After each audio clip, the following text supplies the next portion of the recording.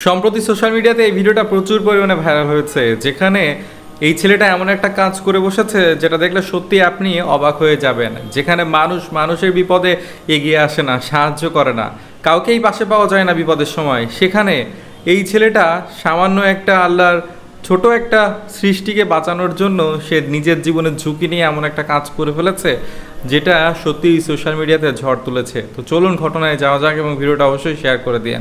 এই যে দেখতে পাচ্ছেন একজন মুসলিম ছেলে, সে রশি বেঁধে পাহাড়ের নিচে নামছে এবং তার কয়েকজন বন্ধু ওপর থেকে রশি ধরে রয়েছে।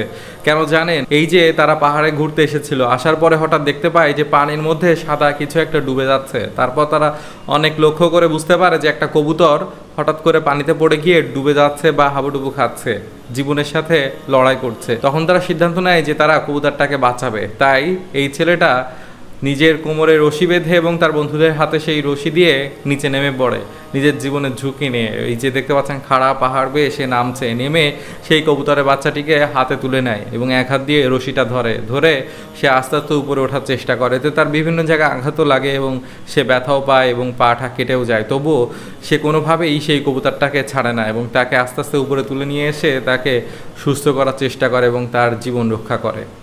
মহানবী সাল্লাল্লাহু আলাইহি সাল্লাম বলেছেন, তুমি যদি আল্লাহর কোনো সৃষ্টির উপর রহম করো তাহলে আল্লাহও তোমার উপর রহম করবে।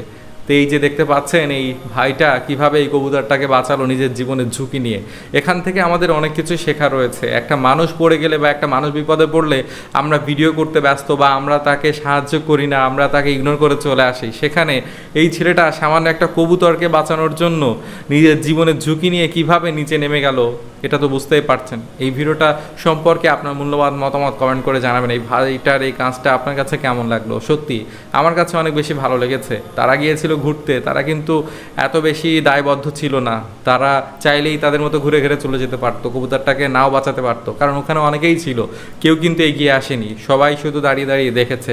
তাদের মধ্যে একজনই সাহস করে নিচে নেমে এসেছে।